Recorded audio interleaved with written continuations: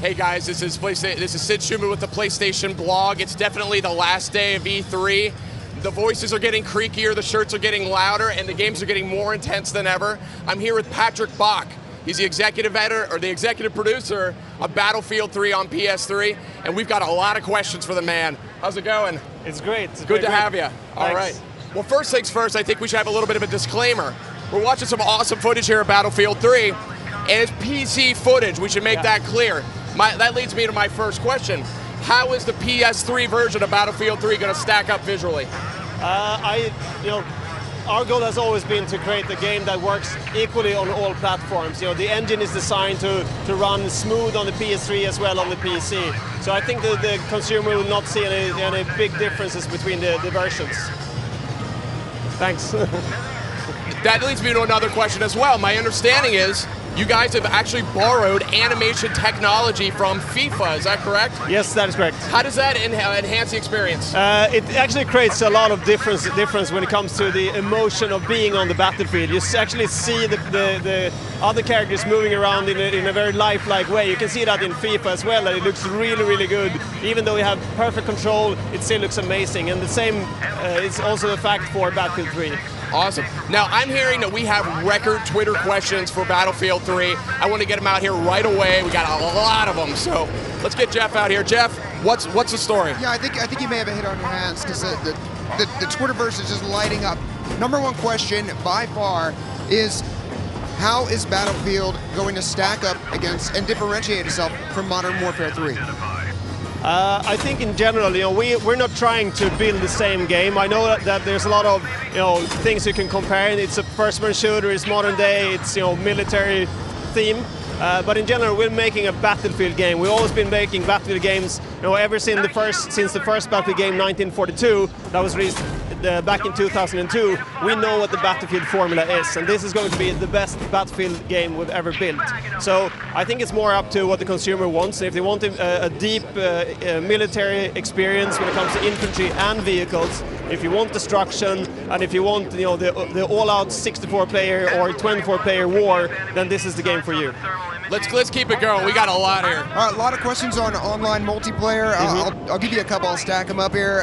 Anis SF97 says, how has online changed and how has it gotten better? I'm assuming compared to Bad Company 2. And then also, what are the playlists like? Are they similar to Medal of Honor? Asked Kareem Amro 96. Sorry, the last question. The playlists. How do the playlists work? He was comparing using Medal of Honor as an example. Yeah, I think in general the online play has always been the core for all Battlefield games. So we learned a lot from both Battlefield Bad Company 2, but also going back to the roots with Battlefield 2. So in general, we are looking at something that is a hybrid, I would say, between the latest Battlefield game and the Battlefield 2 game. Taking the best parts of that and then turning that into a game that you could argue is pushing the limit into the next generation.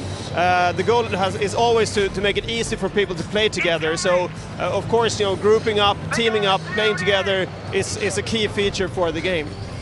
That's great. Let's take one more. All right, a lot of questions about the Frostbite 2 engine. Yeah. So what is that? How is that going to compare? Is this the first time we're going to be seeing this engine on the PS3?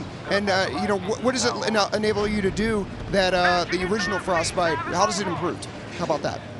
Well, I'm rephrasing on the fly. I'm not very good at it. Thanks, Jeff. In general, the Frostbite 2 engine, that's an engine that's actually designed to build Battlefield 3. That was the basic core idea of Battlefield 3. Was so complicated and so really striving to go into the next generation that we actually had to build a new engine. And the goal has always been to make the game more visceral and more boots to the ground, authentic. And what you need to do that is not one feature or one gimmick. It's actually changing the whole spectrum of what you need to do in a game. So everything from destruction to animation, audio, the scale of the maps, and of course the lighting, that it makes everything really come to life. is a big part of that engine. And then of course there's a lot of workflow that makes it easier for us to iterate on the game and make it even better. And I think if you look at the footage that we have out now, you can see that it actually makes a big difference to the actual gameplay. That's awesome. You know, that leads me to a question I've got. You know, there's so many first-person shooters out there. There's so many military shooters, and they kind of cover a whole spectrum. You got ones that are twitchier and faster. Yeah. You got ones that are very, very realistic. Where would you say Battlefield falls on that spectrum? Well, the goal for us has always been to make a game where every type of player can actually find their place on the battlefield. So we have the classes or the weapons that are more focused on the twitch skill, but then we also have the more supportive roles that, you know, where you actually help your team to win the round rather than actually shooting people yourself. So you can see even in the leaderboards that there are a lot of people that doesn't really kill that many people that actually get really high scores because they're really supportive, and there's a role for everyone. So you don't have to be this super twitch skill, you know, 14-year-old to win a round. You can actually be a very supportive and a mature playstyle that is a bit slower, but still being on the same battlefield, finding your role. And I think that's the big benefit of the Battlefield playstyle. Awesome. The Twitter feed's still blowing up. We're going to take another one here from Jeff. Sorry, they just keep coming in, so we want to get these questions asked. We had a question, and again, a lot of questions similar to this. Anime Sergeant goes, will there be kill streak rewards in Battlefield 3? And tell us about the rank and leveling up system.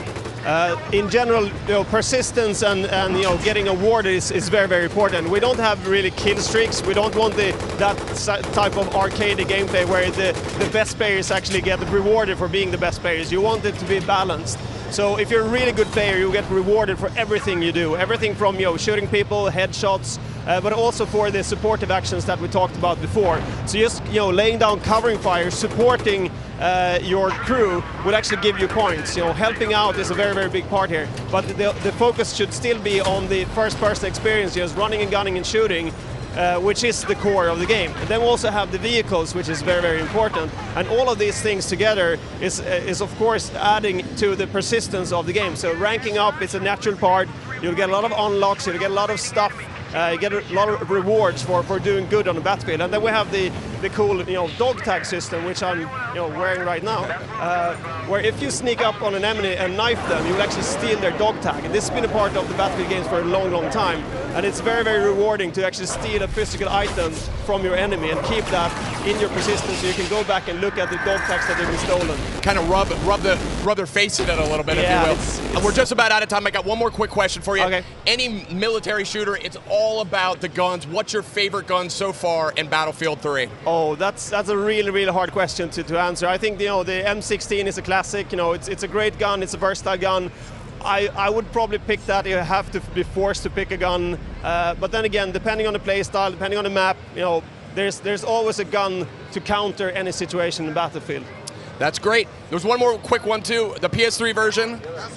The PS3 version of Battlefield 3 comes with an extra bonus. What is that? Well, you're going to get something for free, and that is the 1943 game that we released, you know, a couple of years ago, which is a great, you know, back to our, you know, history of Battlefield, where you have a World War II shooter that is really easy to pick up and play. You'll get that for free with the PS3 version. Awesome. Battlefield 3 coming out this fall for PS3. Thanks a lot, man. Appreciate you stopping by. Thank you.